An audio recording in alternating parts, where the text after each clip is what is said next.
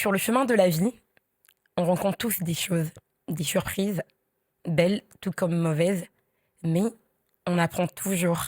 Et aujourd'hui, je ne suis pas toute seule. Je suis avec une femme qui a traversé une période très intense après son accouchement.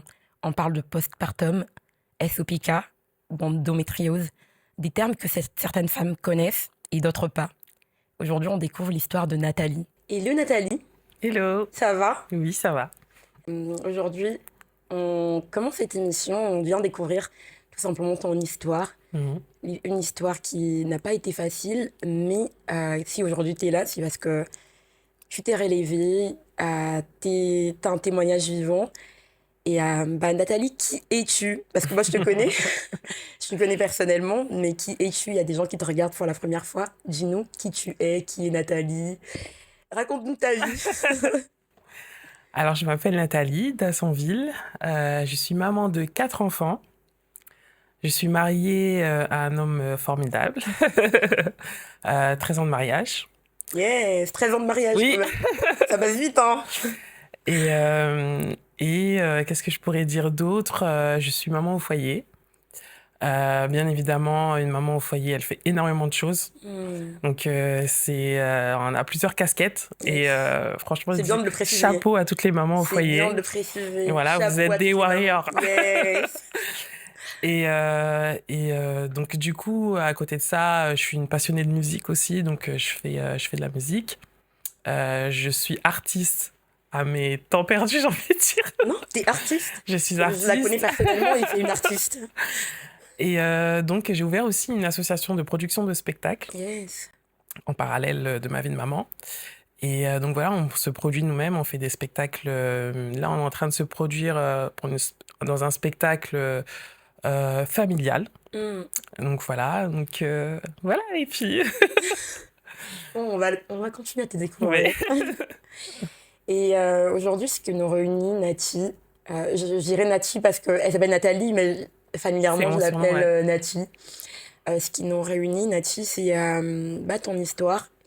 Une histoire que, personnellement, moi qui te connais, je ne te l'ai pas vu vivre directement, dans le sens où on te voyait, mais on ne savait pas ce que tu vivais dans le secret. Tu nous as dit que tu étais maman de 4 enfants. Exactement. Donc, ta première grossesse, comment se passe ta première grossesse? Comment t'accueilles ton bébé? Comment déjà tu vis ta grossesse jusqu'à l'accouchement? Ma première grossesse, ça s'est très très bien passé. C'était un enfant voulu, hein. Et non, j'ai beaucoup aimé être enceinte. J'ai beaucoup apprécié ma vie de maman tout de suite. C'était formidable. C'était formidable. J'ai pas quelque chose de particulier. Okay. Non, et puis l'accouchement il s'est super bien passé, donc non, j'ai pas de souvenirs. Rien de particulier. Non, rien de particulier pour la première grossesse. D'accord. Et on arrive à la deuxième grossesse. Et voilà, c'est là où c'est là que tout bascule. Ouais. On t'écoute. Alors, à la deuxième grossesse, ce qui s'est passé, c'est que moi, j'ai eu une grossesse formidable. Il n'y avait pas de souci par rapport à ça. Le souci, c'est que le jour où je devais accoucher, j'ai eu un accouchement par voie basse. Et le problème, c'est que le bébé avait le cordon ombilical autour du cou. Et donc, du coup, je ne pouvais plus accoucher par voie basse. Il fallait que j'aille en urgence au bloc pour avoir une opération, c'est-à-dire la césarienne, une césarienne d'urgence. D'accord, une césarienne d'urgence. Ok, et pour ceux qui ne savent pas, même si tout le monde sait un peu... Notes, hein. Expliquer.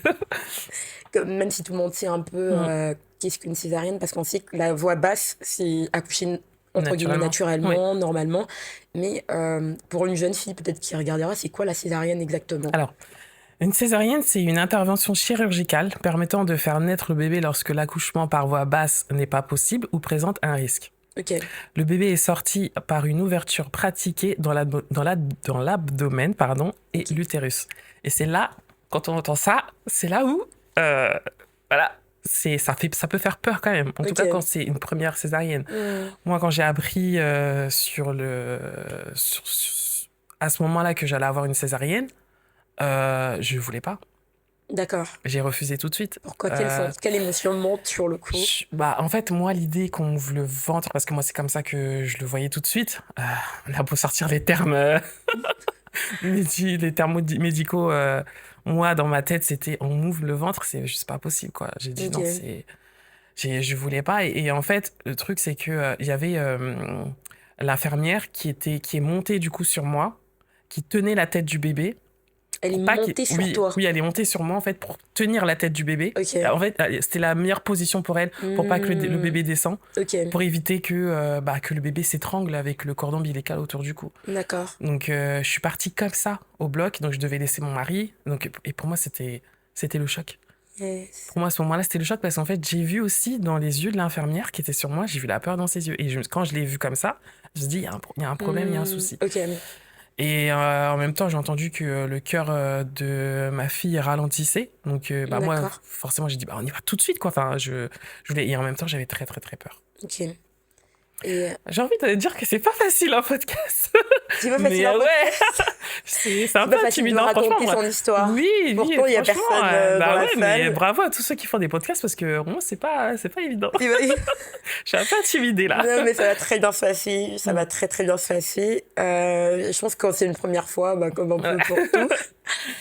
Et on arrive comment dire, donc l'infirmière est obligée de monter. Là, on est en salle comment dire, dans le bloc opératoire. Alors, de ma salle d'accouchement Ok. jusqu'au bloc opératoire, l'infirmière, elle était obligée de rester sur moi comme ça, à cette Elle est position. restée sur toi. Oui, Ok. voilà. En fait, je D'accord. pense que aussi ce geste-là, Ouais. cette façon, Ça t'a un peu oui, traumatisé, ouais. c'était un peu Ouais. dur pour moi Ok, de voir de ça quand même. vivre ça. Oui, et c'est une image qui est restée dans ma tête. Ok. Ouais. Ok. Juste pour te rassurer, dis-toi qu'il n'y a personne. Oui. On est entre nous, on discute, t'inquiète pas. Et t'arrives en salle d'accouchement, du coup, Mm. avec l'infirmière. Qu'est-ce qui se passe exactement? La césarienne, donc on t'ouvre. Alors, bien évidemment, on ne sent rien du tout vu qu'on a la péridurale, donc on ne sent rien. Donc on m'ouvre le ventre, donc c'est une sensation qui est quand même... en fait, tu sens pas... Enfin, t'as pas de douleur, mais Ok. tu ressens, en fait, tu sens qu'on te touche. D'accord. Voilà. Et donc ouais, c'est tout, comment dire... c'est tout ça, en fait, qui fait que, en fait, à ce moment-là, je me suis pas sentie bien. D'accord. J'ai pas accepté, en fait, j'ai pas accepté de vivre ça à ce moment-là. Ok. Et c'est à ce moment-là que la peur est rentrée vraiment dans mon cœur, vraiment. D'accord. Ouais. T'as ressenti de la peur. J'ai ressenti de la peur, ouais. Ok. Et il se passe quoi? Comme l'enfant naît, du coup? L'enfant naît, Mhm. à ce moment-là, il y avait encore quelques examens à faire parce qu'en fait, comme son cœur avait ralenti, donc du coup, ils étaient obligés de la garder en surveillance. D'accord. Et moi, je suis retournée dans ma chambre et j'ai eu une hémorragie après ça. D'accord. Bon, c'était pas une hémorragie, mais en tout cas, le médecin me dit que il a dit on va attendre un petit peu, mais d'ici 5 minutes, si ça s'arrête pas, vous allez retourner au bloc. Alors là, Ouais. je me suis dit, ok, Seigneur, qu'est-ce qui se passe? C'était horrible. Mm. C'était horrible, vraiment. Et donc, c'est à ce moment-là où, en fait, à ce moment-là, je vis ça vraiment très, très, très mal. D'accord. Mais une fois que j'ai mon bébé, il y a tout qui part. Wow. En fait, j'oublie tout. Vraiment, j'oublie tout. Mm. En tout cas, psychologiquement, j'oublie vraiment tout. Et donc, après, je rentre chez moi. Tout se passe bien. J'ai qu'une envie, c'est de vivre ma Ta vie de vie de maman maman, avec mon c'est bébé, ça. présenter ma fille à son grand frère. Enfin, voilà, c'est vivre ma vie de maman comme De j'aime, maman. quoi. Mhm. Et il y a tout qui part. Et je raconte mon histoire en rigolant à mes copines. Je dis, ouais, j'ai vécu ça, c'est passé ça. Non, mais Ah, tu franchement, racontes l'histoire oui, je en raconte rigolant. l'histoire D'accord. à tout le monde et tout ça. Mais à un moment donné, il y a un jour où je me retrouve chez moi, je prenais mon petit déjeuner, et là, j'ai une grosse crise d'angoisse. Mais c'est en l'espace de combien de temps? Après l'accouchement, Après combien de temps après l'accouchement? On va dire un mois. Un mois. Un mois, T'es ouais. encore dans ta phase de Oui, postpartum, du ouais. coup. Ok. Un mois après, j'ai une très très grosse crise d'angoisse. Aujourd'hui, je peux dire que c'est enfin là, bon, à ce moment-là, je dis que c'est une crise d'angoisse, mais sur le fait, je Tu savais savais pas ce pas. que c'était. Mhm. Donc j'avais comme des sueurs froides, j'avais du mal à respirer et je sentais que j'allais m'évanouir. D'accord. J'avais le bébé qui était juste à côté, et j'avais mes 2 enfants avec moi. Donc j'ai un peu paniqué, je suis vite partie voir ma voisine qui elle, ensuite, a appelé les pompiers. Les pompiers sont arrivés, j'ai appelé mon mari, il est arrivé. Et c'est arrivé à l'hôpital que j'ai appris, en fait, que j'avais fait une crise d'angoisse. D'accord. Et donc, je comprenais pas pourquoi. Je dis, dans ma tête, je me dis, mais Seigneur, qu'est-ce qui se passe? Mm. Et, et c'est après, en fait, que je me suis rendu compte qu'il s'était passé que, en fait, j'ai fait des recherches et c'est après que je me suis rendu compte que j'étais en plein dans un postpartum. Postpartum. Mais en fait, je suis quelqu'un qui. Je vois les choses, je vois des petites. Comment dire. Des symptômes, mais c'est pas grave. Ouais, Je passe, je vis ma vie. Je sais pas quelqu'un qui prenait soin de moi. ok. Je prends soin des autres, mais Ouais. pas forcément soin de moi. Ouais, Moi ça va aller. ouais, tu dis, je suis dans un Oui, postpartum, mais c'est c'est bon, pas enfin, grave. c'est toute femme passe par Oui, là, et ça va aller. ok. Parce que j'avais quand même des petits symptômes comme quoi je. Il y a des, par exemple, je suis en conversation avec des amis Ok. et il y a des mots qui me font peur, mais vraiment très très peur. Tes mots à toi? Ou non, les mots qui, pendant Ah, qu'ils les... discutaient entre Ok. eux, voilà. Il y a Des des mots qui se rapprochent de la mort ou des trucs comme ça qui qui en te font... moi commencent à me faire, D'accord. donner vraiment une réaction de peur. Alors que ces mots avant ne... Alors que ces mots avant ne me dérangeaient pas ou je faisais même pas attention. D'accord. Mais là, et c'est des sensations que je ressentais. Et c'est après que, quand j'ai su que j'avais fait une crise d'angoisse, c'est après que j'ai fait le lien avec ces petits symptômes-là. Hmm. Et donc, ensuite, je me suis analysée et je me suis rendu compte que oui, j'avais eu une. En tout cas, c'est ce que la dame m'a dit quand je suis allée aux urgences. Elle m'a dit qu'est-ce qui s'est passé? Donc elle m'a dit ok. Et elle m'a dit bah vous avez fait une crise d'angoisse. C'est certainement lié avec l'accouchement, la césarienne d'urgence. D'accord. Et donc à ce moment-là, je me dis ok. J'ai fait le comeback en fait dans ma tête et je me suis rendu compte que c'est vrai. Au moment où j'étais sur mon lit d'hôpital, j'ai dit Seigneur, pourquoi tu m'as abandonné? J'ai dit Seigneur, pourquoi tu m'as abandonné? Et en fait, je me dis non, mais c'est pas possible, je peux pas. Attends, mais moi, je t'ai tout donné, je t'ai donné ma vie, je t'ai donné tout ça. Pourquoi tu me fais vivre un moment comme ça? Et c'est vraiment ce que j'ai ressenti là, à ce moment-là. En abandon? Oui, j'ai vraiment senti un abandon. Et je me suis dit non, c'est pas possible. Et après de ça, je vois que on me dit oui, que je risque de repasser au bloc à cause à cause d'une hémorragie. Ok. Je me dis Seigneur, non, c'est pas possible. Et en fait, ce sentiment d'abandon, je crois qu'il est resté en fait dans mon cœur. Il est resté dans mon corps, même surtout parce que après avoir fait en fait la crise d'angoisse, c'est ton corps qui réagit. Et en fait, ton corps, il te dit, en fait, ton corps, il a réagi en faisant une crise d'angoisse pour me dire, Nathalie, fais attention là, ça va pas. Il faut D'accord. que tu te reposes, il faut que tu revoies un peu ton planning, il faut que tu prennes soin de ton corps. Et parce que faut savoir que je suis quelqu'un de très dynamique, j'aime bien avoir tout le temps des trucs à faire. À la maison, c'est le ménage, nanana, donc j'ai ça à faire, donc j'ai ça à faire. Et en fait, quand j'ai eu mes enfants, je me suis dit, voilà, bon, maintenant j'ai des enfants, il faut que tout soit nickel. D'accord. Les vêtements, il faut que ce soit bien rangé. Les vêtements, les enfants, il faut qu'ils soient bien habillés. Voilà, parce que en plus de ça, je suis maman au foyer. Donc, les gens, quand ils viennent chez moi, j'ai pas envie qu'ils croient que ah, t'es maman au foyer. Ah, bah, après, il y a une tâche là. Pourquoi il y a ça? Bon, Ok. elle fait rien chez elle. En fait, dans Ouais. ma tête, en tout cas, c'est Ouais, comme ça que je t'avais pensais comme dans tu ma mettais tête. une pression dans ta Je me tête. suis mis une pression dans ma Ouais. tête. Ok. Et je pense que tout ça là, je pense que quand j'ai fait la crise d'angoisse, je pense que c'est mon corps qui a appuyé sur un bouton rouge pour me dire Nathalie, Alerte. alerte, Hmm. attention. Hmm. Et Mais sur le coup, tu le comprenais pas, toi. sur le coup, je ne le comprenais pas, ça, je l'ai Ok. compris après. Hmm. Et donc, mais ce sentiment-là d'abandon, il était très, très, très fort. T'en parlais? Hein? Tu en as parlé sur le coup? Non, Ok. c'est pour te dire que c'est la première fois que j'en parle. Hein. Oui, D'accord. c'est la première fois que j'en parle. Et en fait, ce que je trouve fou, c'est que, en fait, c'est que le corps, en fait, comment le corps peut te parler aussi. Mm. Dieu, il parle, mais le corps aussi, il te parle. Mm. Le corps aussi, des fois, le corps, c'est Dieu qui l'a créé. Et en fait, ton corps aussi, il peut te dire, là, des fois, il y a des personnes qui tombent malades, des trucs comme ça, mais parce que le corps parle Mm. et il faut en prendre soin. Comme Dieu nous demande, on prend soin de notre âme, on prend soin de l'Esprit de Dieu qui est en nous, on prend soin aussi de notre corps. Et, et comme je t'avais dit la dernière fois, je trouve que pour moi, c'est un mal pour un bien. Parce que, en tout cas, aujourd'hui, oui, je le crois. Parce que euh, sans cette période-là, j'aurais pas, je pense pas que j'aurais été quelqu'un très focalisé sur moi. Enfin, focalisé sur moi, entre je mets des guillemets, hein, dans le sens où je dois prendre soin de moi pour pouvoir prendre soin des autres. Parce que Dieu, dans la parole de Dieu, c'est écrit qu'il faut d'abord s'aimer pour pouvoir aimer les autres. Tu aimeras ton prochain comme Tu toi-même. aimeras ton prochain comme toi-même. Pour aimer son prochain, Il faut il d'abord faut d'abord s'aimer. s'aimer. Parce que si on s'aime pas, ça va être difficile d'aimer son prochain. Yes. Donc, et moi, j'étais comme dans un processus où j'avais besoin de...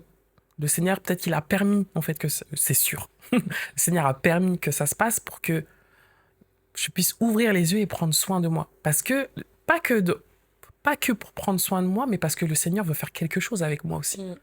Donc le Seigneur veut nous utiliser, il nous a donné des dons, des talents.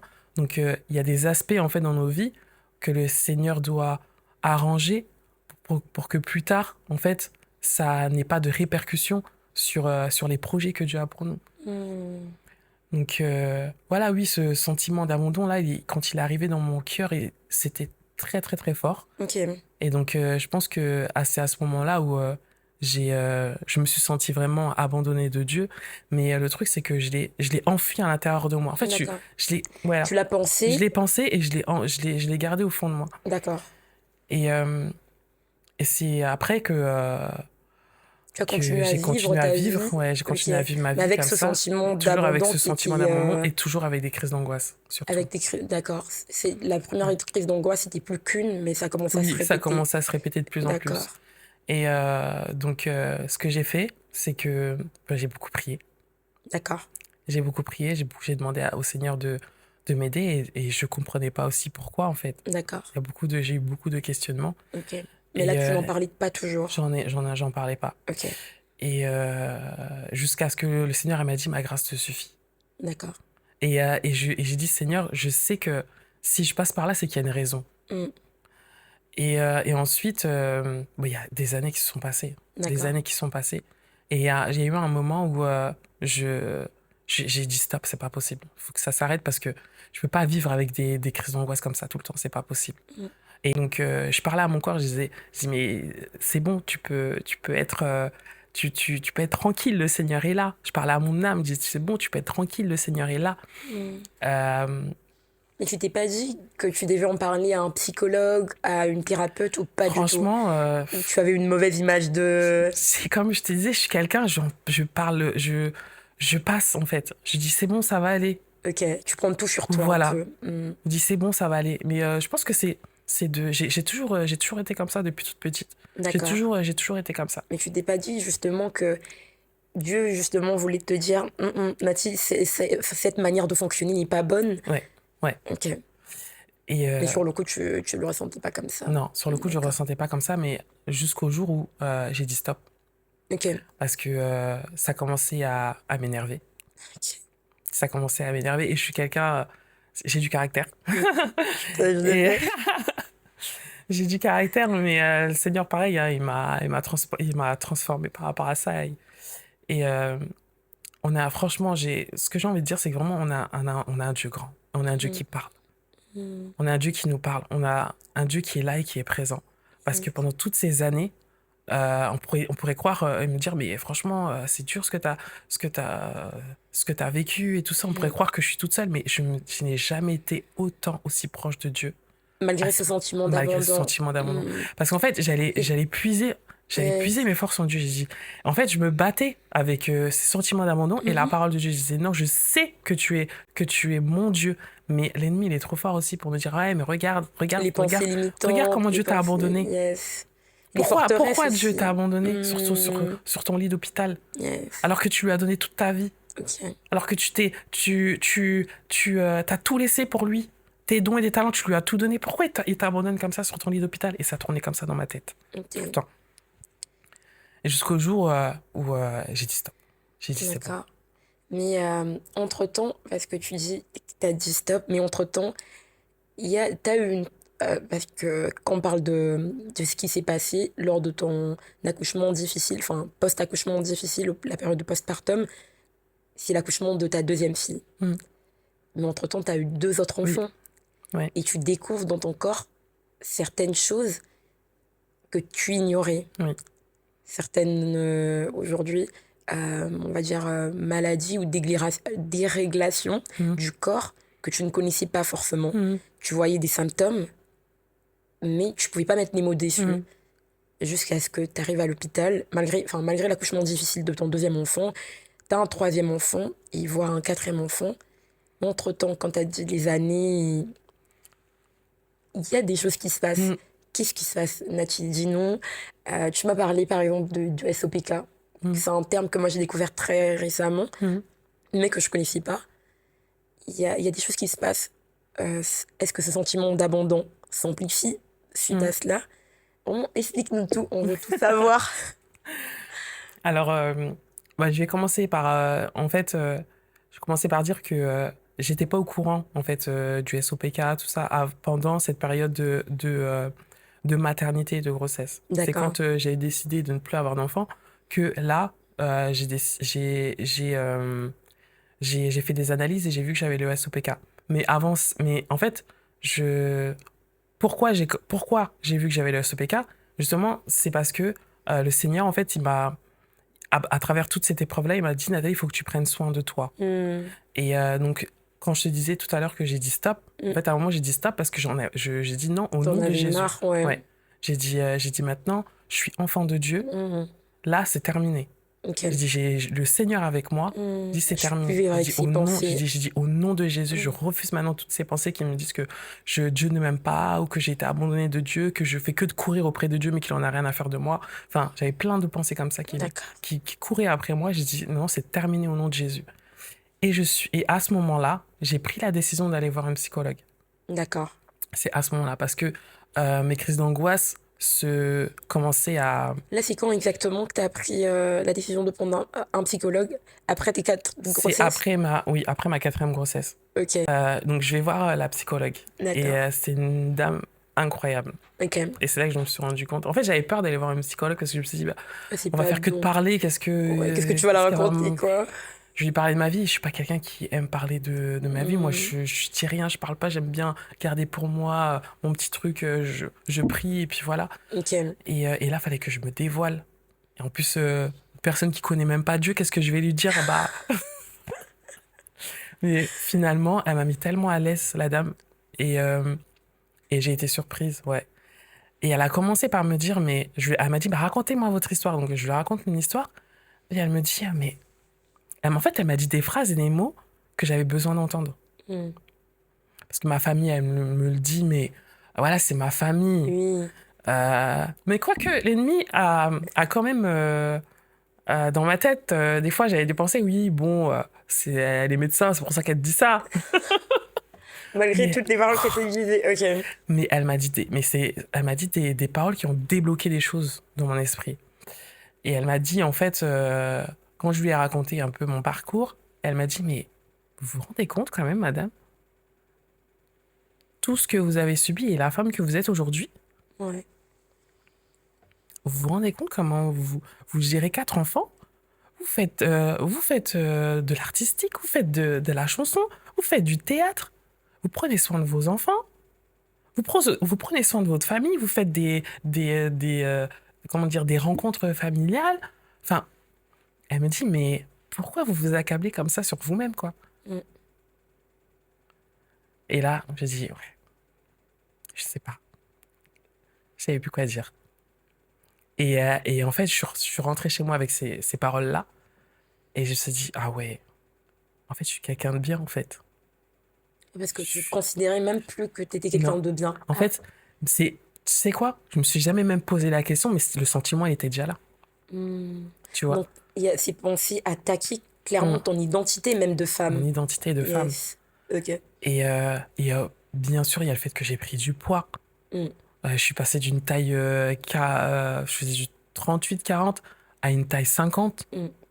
Donc, il y a tout ça aussi qui a fait que j'ai mon estime de soi... voilà, elle est partie aux oubliettes, quoi. Et cette dame, elle m'a dit des choses, elle m'a dit, mais franchement, en fait, elle m'a donné de la valeur dans D'accord. ces mots. Ok. Et en fait, ça m'a fait du bien psychologiquement. Et je me suis rendu compte vraiment de qui j'étais.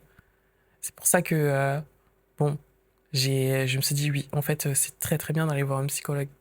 Ça peut être même vital d'aller voir un psychologue, vraiment. Hmm. Ça débloquait beaucoup de choses. Ça débloque T'as énormément de pu choses. mettre Ouais, des mots oui, MOTS ouais, sur des mots oui, MAUX. Ok. exactement. Ouais. Ok, bah du coup, raconte-moi. Et voilà, donc du coup, ce qui s'est passé, c'est que j'ai fait pas beaucoup de séances avec elle. Il n'y a pas eu besoin de faire énormément de séances, j'ai dû en faire 5 ou 6. Et au bout de la deuxième semaine, ça allait déjà mieux. D'accord. Et au bout de la j'ai dit semaine, deuxième séance, Séance, ok. quand je suis rentrée chez moi, j'ai dit maintenant, à chaque fois que j'ai des crises d'angoisse qui arrivent, je les chasse au nom de Jésus. Hmm. Et à chaque fois qu'une crise d'angoisse arrivait, je les chassais au nom de Jésus.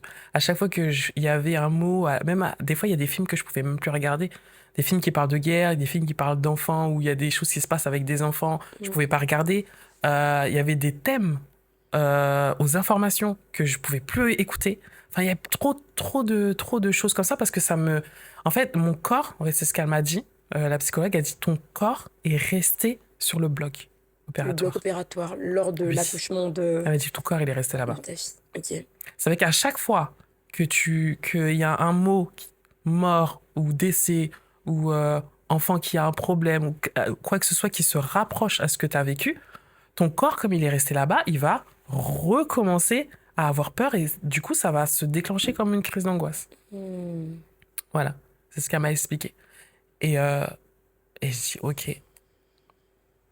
Donc, elle m'a proposé des méthodes et tout ça. J'ai dit, au nom de Jésus. Hmm.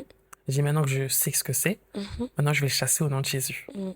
Et ce que j'ai fait, c'est qu'à chaque fois qu'il y avait à chaque fois Ces que j'entendais pensées. ces pensées ou que j'entendais un mot qui se rapprochait, je savais que ça allait me donner une crise d'angoisse, je les chassais au nom de Jésus. Je chassais la crise d'angoisse au nom de Jésus et en même temps, je parlais à moi-même et je me disais, tout va bien, Nathalie. Mm. Dieu est avec toi, tu es enfant de Dieu, tu vis avec Christ, donc t'as rien à craindre.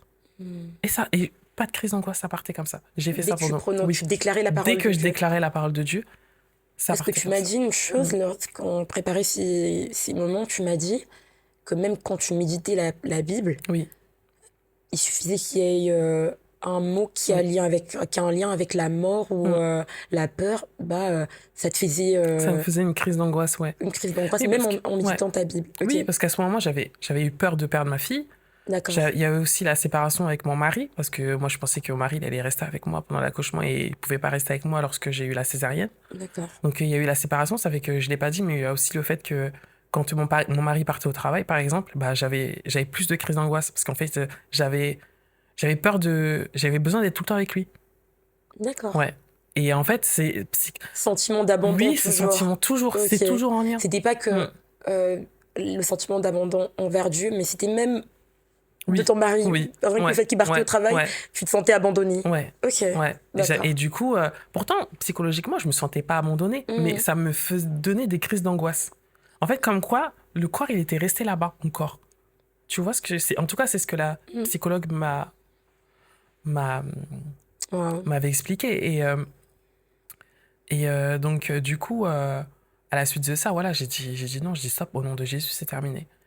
Et puis, il y a 3 jours qui est passé, plus de crise d'angoisse. Ok.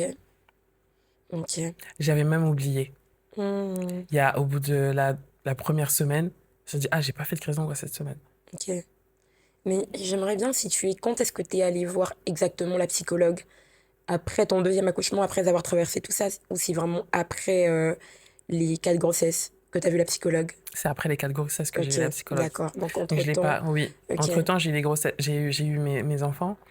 Donc, en tu fait, vivais quand même avec ce sentiment d'abandon, que ce soit envers Dieu, envers ton mari, et même ces pensées étaient quand même là malgré que les autres enfants venaient. Ok. c'était un combat dans le sens où Mais que tu n'en parlais pas, que tu vivais j'en toute parlais seule. pas, je vivais toute seule.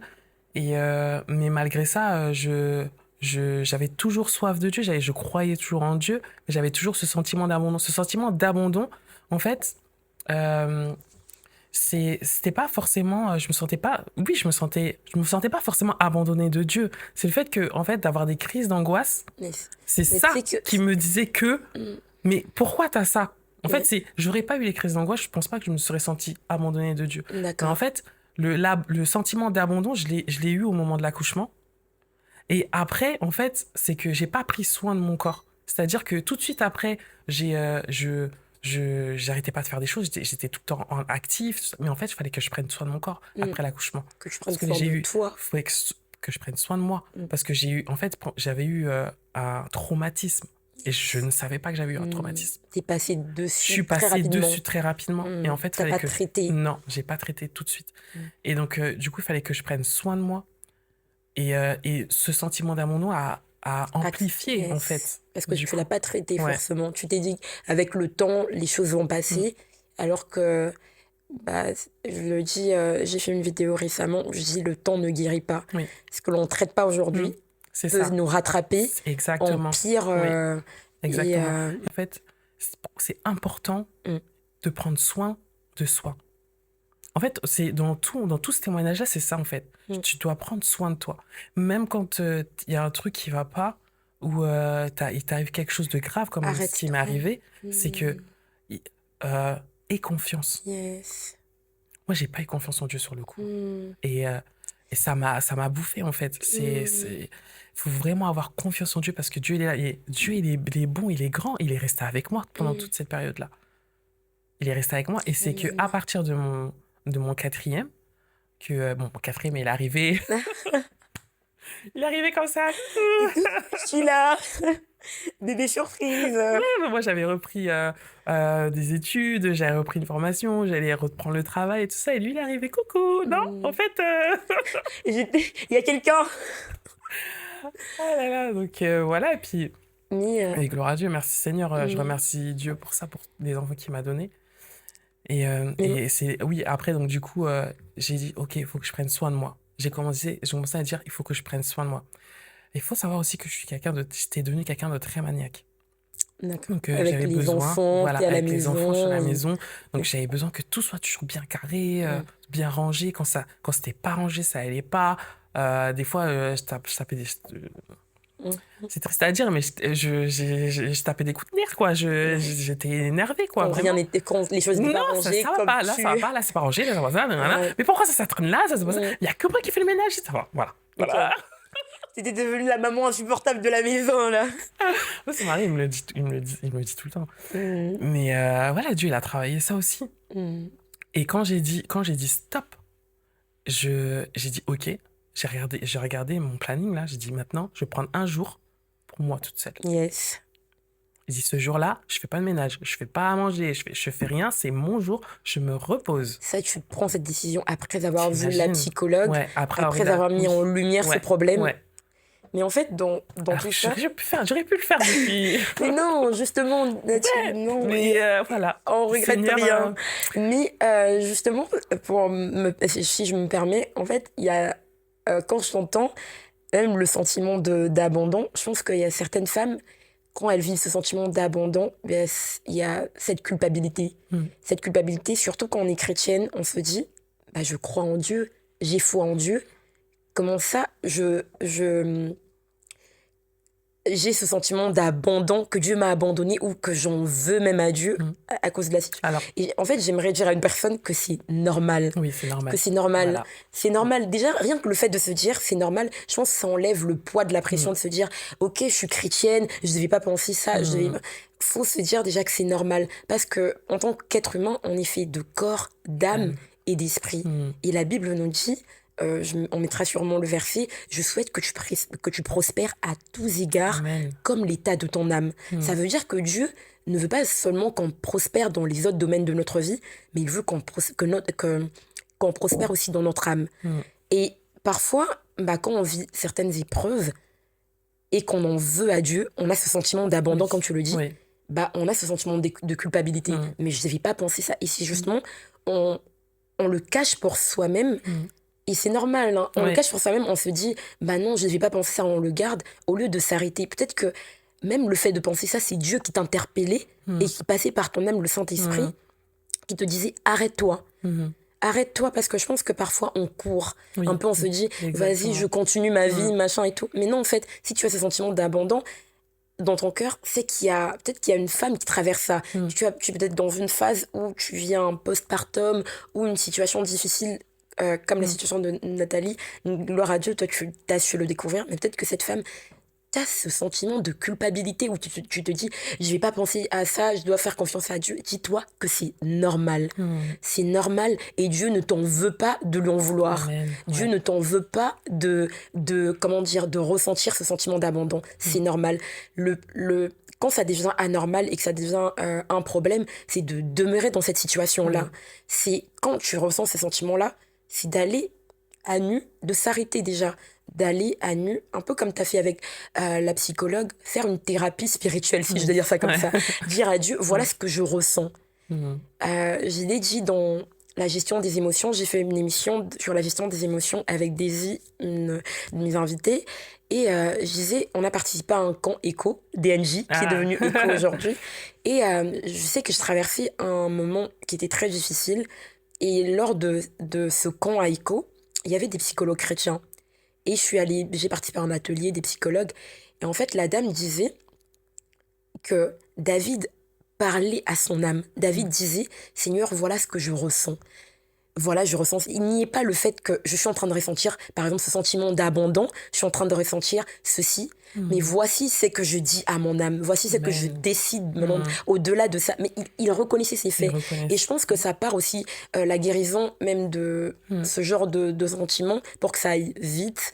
Et je pense que ça part aussi de l'authenticité, de reconnaître, non Seigneur, là en ce moment, je suis fâchée contre toi. Je me sens abandonnée. Je me demande pourquoi tu permets ça en fait. Pourtant, je te sais. Le verbaliser, parce que parfois on le pense, mais on le verbalise pas forcément. Et je sais pas, vraiment, j'avais à cœur de dire à une femme peut-être qui se sentait coupable en ce moment, de dire, te culpabilise pas, c'est normal ce que tu ressens. Le problème, ça serait de demeurer dans cet état, mais le ressentir reste normal. Et je te laisse la parole. C'est important de parler aussi. Des personnes qui sont autour de nous, des personnes peut-être à l'église, des sœurs ou des personnes auxquelles on peut avoir confiance et en parler. Chose que je n'ai pas faite, mais je sais que si je l'aurais fait, bah peut-être que ce serait déclenché, les choses se seront déclenchées plus vite. Et la parole de Dieu m'a beaucoup aidée. Beaucoup aidée. Parce que en fait, je me suis réfugiée beaucoup dans la parole de Dieu. Et la louange aussi, ça m'a beaucoup aidée. Et la louange, ça m'a beaucoup aidée aussi. Et parce qu'en fait, dans la parole, parfois on croit connaître la parole de Dieu, mais c'est la parole de Dieu qui nous enseigne. Et je me suis rendu compte que lorsque je lisais la parole de Dieu, il y a des versets que j'avais déjà lus et relus, mais lorsque je le lisais à ce moment-là, bah, ça me parlait encore plus fort. Et c'est aussi, ça fait aussi le taf d'une psychologue, entre guillemets, parce que, en fait, ça parle à ton âme, ça va chercher en toi ça va te, comment dire, ça va te remettre, en fait, les idées en place, la parole de Dieu. Et des choses que toi, tu n'aurais pas forcément compris, mais en fait, ça parle à ton esprit et ça... il y a une puissance dans la parole de Dieu. Vraiment, il y a une puissance. Et il y a un verset qui m'a beaucoup aidé. C'est Psaume 16:10. Et ça disait, mon cœur est dans la joie et mon esprit dans l'allégresse et mon corps repose en sécurité. Et à chaque fois que j'avais des crises d'angoisse, je priais et je déclarais ce verset. Et c'est de là que ensuite mes crises d'angoisse se sont arrêtées. Je suis allée voir la psychologue et je lui ai dit, bah écoutez, j'ai plus de crise d'angoisse et tout. Elle m'a dit, oh, bravo. Et tout ça. Elle m'a dit, qu'est-ce qui s'est passé? Donc je lui ai raconté, je lui ai dit, bah je prie, je lui dis un verset. Oh, de Dieu.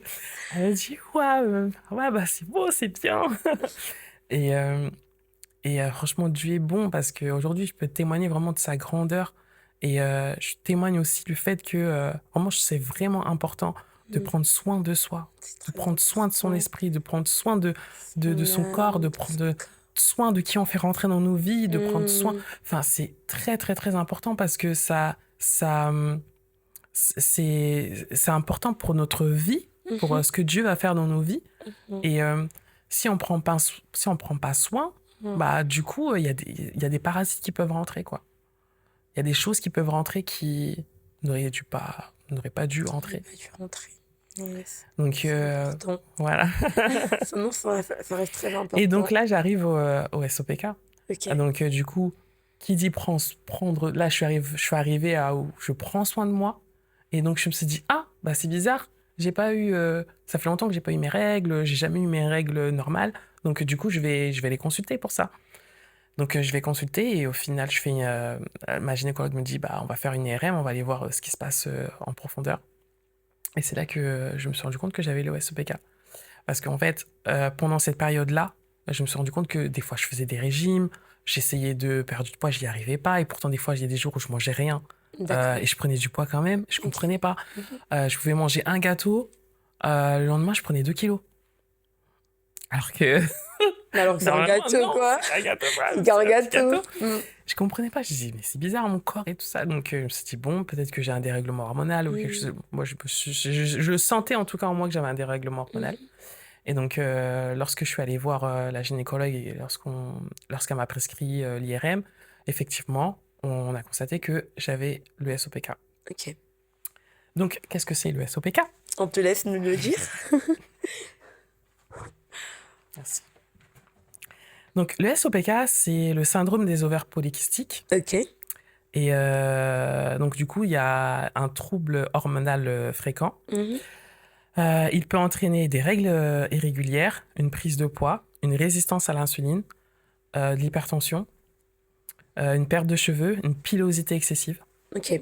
Et des difficultés à tomber enceinte. D'accord. Et donc, elle me dit, ok, donc elle me dit ça, ok, j'ai le SOPK, bon, bah, qu'est-ce qu'on fait? Elle me dit, il y a aussi suspicion d'endométriose. Elle dit, ok, je dis, mais c'est bizarre, j'ai eu 4 enfants. Elle m'a dit, bah, ça peut arriver. L'endométriose empêche parfois de mettre ton nom, c'est ça? L'endométriose, oui, si, okay. ça peut empêcher aussi une femme de tomber enceinte, et la SOPK aussi. Donc, moi, je me suis dit, bon, bah gloire à Dieu, j'ai eu 4 enfants. C'est un miracle déjà. Oui, pour moi, c'est un miracle. Yes. Et je pense à toutes ces femmes-là qui n'arrivent pas à avoir d'enfants à cause du SOPK, quoi. J'ai dit, ok, donc merci Seigneur. Mais après, en même temps, tu vois, toujours ce sentiment-là d'abandon qui arrive, tu vois, à ce moment-là, encore une fois. En fait, tu m'as encore abandonné. Ouais. Okay. Et là, je me dis, non, je vais pas retomber dans ce que j'ai vécu. Yes. C'est hors de question. Et donc, je prie, je demande au Seigneur de m'aider. Donc, je me renseigne et je vois qu'il y a beaucoup de... On peut contrer, en fait, le SOPK avec une bonne alimentation, avec le sport, plein de choses comme ça. Donc, aujourd'hui, je suis en plein processus. Hein, j'apprends. Et puis, malheureusement, enfin, moi, je pense que le corps médical, il n'est pas encore vraiment bien... Enfin, c'est difficile de trouver... un bon suivi, en tout cas, j'ai pas trouvé, moi, en tout cas, j'ai pas trouvé encore. Pour l'instant. Et c'est une pathologie qui est, qui commence à, comment dire, qui commence à prendre de l'ampleur dans le milieu médical. Et je pense que bientôt, les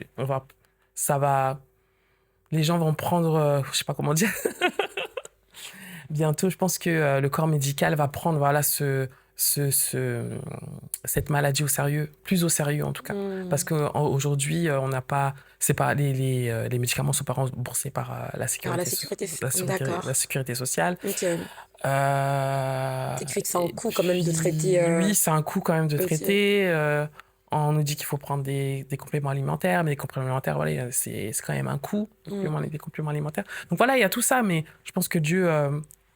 maintenant que je vois les choses positivement tout le temps, donc je me fais pas de soucis par rapport à ça. Et puis voilà, je rends gloire à Dieu. Moi, gloire à Dieu pour tout ce qu'il a fait. Parce que malgré ça, tu t'es quand même accepté. Toutes ces situations sont venues attaquer quand même ton identité de femme aussi, mais ton identité aussi d'enfant de Dieu, parce qu'avec toutes ces pensées.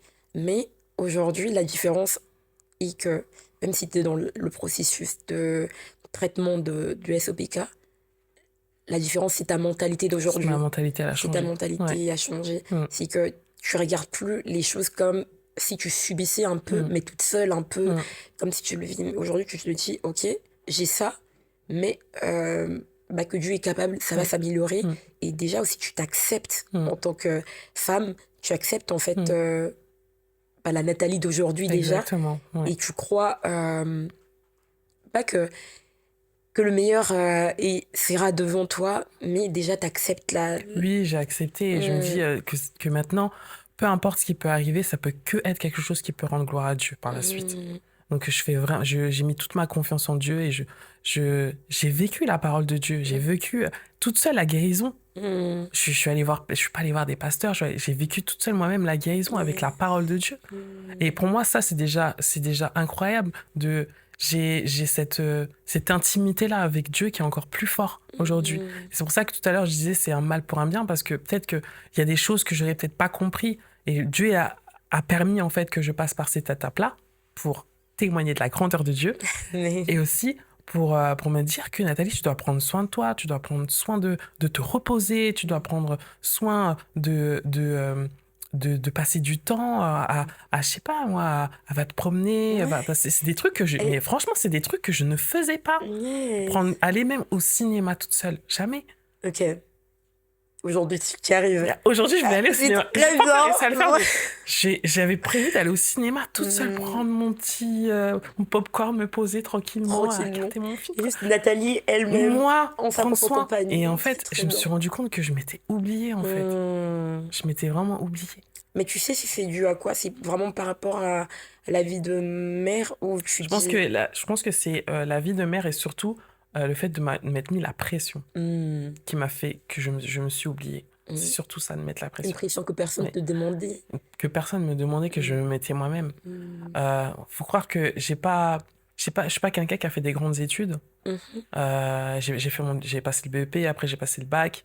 Après, je voulais faire de grandes études, mais je voyais que je me sentais pas forte dans les études. D'accord. Je sais que je voyais que j'avais des dons, j'aimais bien chanter, j'aimais bien danser, j'aimais bien tout ça, donc forcément je me suis plus tournée vers des choses comme ça.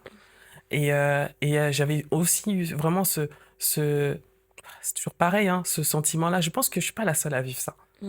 Mais il y a souvent l'ennemi qui est là, qui nous parle et qui nous dit oui, bah regarde, t'as pas fait des grandes études, tu peux rien faire de ta vie, et tout ça.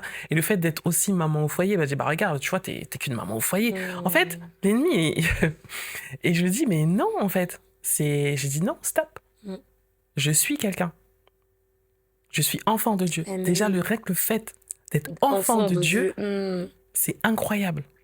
Et en fait, c'est la parole de Dieu qui m'a fait comprendre qui j'étais vraiment. Enfant de Dieu, mais ça peut paraître banal comme ça pour dire, parce que c'est des choses qu'on a l'habitude de dire tout le temps. Mais être enfant de Dieu, on a une couronne il y a une couronne sur notre tête, on n'est pas n'importe qui. Et j'ai appris, et le Seigneur m'a appris aussi dans ma vie de maman, il m'a dit, mais quand t'es à la maison, tu me glorifies. Partout, tout ce que je fais, tu me glorifies. C'est pas parce que tu pries pas je te réveille pas à 6h du matin pour me prier que voilà, ça fait de toi une mauvaise mère. Non. Il me dit, tu me glorifies quand tu te lèves le matin, tu t'occupes de tes enfants, tu me glorifies dans toutes les petites choses comme ça, tu t'occupes de tes enfants, c'est comme si tu t'occupais de moi. Enfin, voilà, c'est dans les petites choses comme ça que moi j'avais pas forcément considéré avant, mais c'est parce que j'étais dans l'ignorance. Et la parole de Dieu m'a montré que j'ai de la valeur, surtout aux yeux de Dieu. J'ai de la valeur aux yeux. En fait, voilà, en gros, c'est ça. J'ai de la valeur. Et en fait, c'est ce que j'ai compris. C'est que ça m'a mis un peu, mais c'est que j'ai de la valeur. Et ça, je l'avais pas compris, en fait. Ouais. Mais c'est incroyable. Avec Dieu, c'est incroyable. Waouh. C'est incroyable. Incroyable de t'entendre. Je suis noté quelques petites questions. Il y a une chose que je voulais aussi rajouter dans mon témoignage, c'est que j'ai un mari extraordinaire. Waouh. Vraiment. Coucou Philippe. Non, mais parce que en fait, il faut dire aussi que tout ça, je l'ai pas vécu toute seule. Il était là aussi. Donc il m'a épaulée. Il était là. Alors que moi, je suis quelqu'un que j'ai du caractère, je suis pas facile à vivre. En plus, dérèglement hormonal. Bah voilà, ça fait que ça a dû être, je pense que des fois ça a dû être très dur pour lui aussi, des fois un coup je suis joyeuse, un coup je suis triste, un coup j'ai envie de rigoler, un coup j'ai envie de te taper. Enfin, ah oui, mais tu vois, mes dérèglements hormonaux, c'est incroyable ce truc. Hein. Mmh. Et Mais là, tu savais pas, toi, que t'étais malade. Enfin, que t'étais oui, malade, que tu avais que j'avais ouais. ce dérèglement. Et franchement, avoir la bonne personne Personne. avec soi, c'est super, super important. Ouais. C'est bien de le Super préciser, hein. C'est bien de le préciser. Parce qu'on sait pas Parce de que, quoi est faite non. la vie. Et puis moi, des fois, parce que le endométriose, le SOPK, pardon, ça fatigue énormément. Énormément. Et ça, moi, je l'ai compris là parce que maintenant, j'ai fait à moi-même mes recherches et je me suis rendu compte que le SOPK, on assimile très, très mal le sucre. Et donc, du coup, moi, ça donne aussi beaucoup envie de manger de sucre. Donc, du coup, moi, j'avais des fringales de C'est sucre. le SOPK qui donne envie de manger plus de sucre. Ou c'est naturellement. Non, c'est c'est la résistance à l'insuline. Alors, moi, je fais de la résistance à l'insuline. D'accord. Et donc, du coup, j'ai des fringales de sucre. Mais ça, je le savais pas avant. D'accord. Et donc, du coup, moi, quand j'avais des fringales de sucre, des fois, je me disais, bon, bah, régime plus fringales, je ne comprenais pas. Ouais, laissez-moi tranquille. Ouais. Et en fait, je comprenais pas pourquoi j'avais autant envie de manger de sucre à l'époque. Je savais pas. Et ça aussi, tu vois, je pense que ça a joué aussi sur mon... psychologiquement, je me suis dit, attends, c'est quoi? Pourquoi j'ai tout le temps envie de manger? Parce que ça te donne des fringales. Et je perdais pas de poids en même temps. Et des fois, je mangeais pas, je prenais du poids. En fait, c'est tout ça qui fait que maintenant, j'ai compris le système. Mais voilà, et puis il était là. Il m'a épaulé. Et voilà, je veux dire, c'est vraiment important d'avoir une personne, la bonne personne avec soi. Et de trouver la bonne personne. De trouver la bonne personne. Parce que c'est... Et une personne qui aime Jésus. Une personne qui a la crainte de Dieu. C'est super important. Quand il a su que tu vivais tout ça, il l'a vécu comment? Bah, il m'a épaulé, quoi. Il avait pas le choix. Il avait pas le choix. Non, si, il a le choix, mais je veux dire, il était là. Même voilà, puis même des fois, il venait avec moi à mes rendez-vous. Enfin, voilà, il était là, il était présent. Et voilà, je remercie Dieu aussi pour ça et je le remercie beaucoup. Ouais. Merci Philippe. Et comment dire, du coup, il y a quelque chose d'autre que tu vivais. Donc, tu as vécu déjà cette période de postpartum qui a atteint ton identité, le SOPK, mais tu découvres qu'aussi tu as des suspicions. Ah, je vais y arriver. D'endométriose. Oui. Parce que quand j'ai eu du coup, j'ai retrouvé en fait un cycle normal. Je me suis rendu compte que j'avais très, très, très, très mal pendant que j'avais mes règles. Pendant que j'avais mes règles, j'avais très mal. Et mais de ma première grossesse à ma dernière grossesse, j'ai pas vraiment retrouvé mes règles. J'avais mes règles de temps en temps. Franchement, hein, de 2014 à 2022, je crois que j'ai eu mes règles 6 fois, je crois. Mais non. Oui. Si. 6 fois ouais, je peux les compter. Par année? En tout cas, je les ai, 1 ou 2 fois dans l'année. Après, ouais. C'est la première fois que j'entends ça. Ça, c'est à cause du SOPK. Et je le savais pas. Mais c'est un miracle, du coup, que tu aies mis au monde avec autant de facilité. C'est pour ça qu'après, je me suis dit, bon, il faut vraiment que j'aille voir une gynécologue qui m'a prescrit ce qu'il fallait. Quand tu étais enceinte, tu t'expliquais ça à ta gynéco et c'était pas... Oui, elle m'a prescrit ça. Si, justement, elle m'a dit ça peut être dangereux de ne pas avoir... pas avoir des cycles normaux. D'accord. Et de ne pas avoir de règles pendant 3 ans, ça peut être dangereux pour la santé. En tout cas, c'est ce qu'elle m'a fait comprendre. Et donc, on a pris des mesures pour que je puisse avoir mes règles. Et là, j'ai retrouvé mes règles. Mais comme j'ai une suspicion d'endométriose, bah, j'ai fini aux urgences. Parce que, en fait, j'ai des règles hyper douloureuses. Mais une douleur... Tu vois, c'est l'accouchement et la douleur des règles. Ah non, c'est pareil. D'accord. Ouais. Et au point où tes règles te ramènent à l'urgence. Hein, oui, ouais. Ok. Aux urgences, pardon. Ok. Donc voilà, il y a de ça. Et en fait, c'est toutes ces petites choses en fait qui m'est arrivé. Je pense qu'avec la mentalité que j'avais avant, je pense que J'aurais dit, Seigneur, pourquoi tu m'as abandonné? Mais aujourd'hui, non, je rends gloire à Dieu et je crois que Dieu est possible de guérir aussi. La guérison, c'est possible. Il l'a déjà fait une fois, il peut le faire 2 fois, 3 fois. Yes. Et voilà, Surtout, je me dis que t'as un miracle vivant. En fait, plus j'entends l'histoire, enfin, on a eu un temps d'échange en amont, mais plus j'entends l'histoire, je me dis, t'as un miracle en fait. Si tu me dis, scientifiquement parlant, bah, avec tout ce que tu me donnes comme détails, même le fait que l'espace de 10 ans, que tu as eu 6 fois tes règles et autres, mais Mm. je me dis, c'est un miracle. C'est Moi aussi, c'est une grâce. moi, je le prends ça vraiment comme une Ouais, grâce. c'est une grâce. Oui. Parce que quand j'ai fait mon IRM, ils ont constaté qu'il y avait dans mes ovaires, il y avait des follicules. En fait, c'est comme des kystes, mais c'est pas des kystes. Mais j'en avais au moins on est censé en avoir, je crois, en dessous de 10, si je dis pas de bêtises. D'accord. Mais moi, dans mes ovaires, j'en avais plus d'une trentaine.